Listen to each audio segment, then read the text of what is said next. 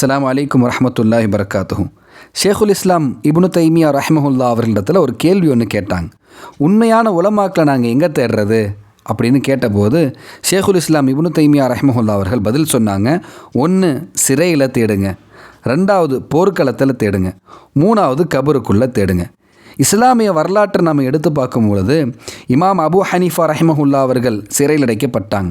இமாம் அஹ்மத் இப்னு ஹம்பல் ரஹிமஹுல்லா அவர்கள் சிறையில் அடைக்கப்பட்டாங்க. இமாம் ஷாஃபிஈ ரஹிமஹுல்லா அவர்கள் சிறையில் அடைக்கப்பட்டாங்க. இமாம் மாலிக் ரஹிமஹுல்லா அவர்கள் சிறையில் அடைக்கப்பட்டாங்க. ஷேகுல் இஸ்லாம் இப்னு தைமியா ரஹிமஹுல்லா அவர்கள் சிறையில் அடைக்கப்பட்டாங்க.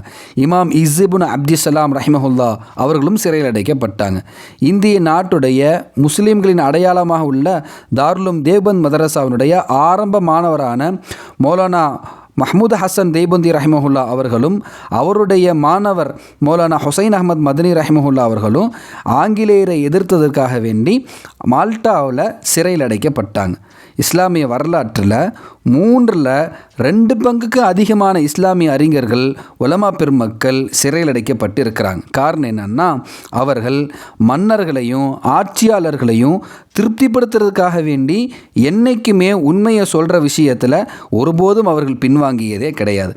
எனவே வார்த்தை ஜாலங்களால் அலங்கரித்து பேசக்கூடியவர்களின் பேச்சில் மயங்காமல் உண்மையான உலமாக்களை தேடுங்கள். அவர்களது கருத்துக்களை புரிந்து கொள்ள முயற்சி செய்யுங்கள். அஸ்ஸலாமு அலைக்கும் வரஹ்மத்துல்லாஹி வபரகாத்துஹு.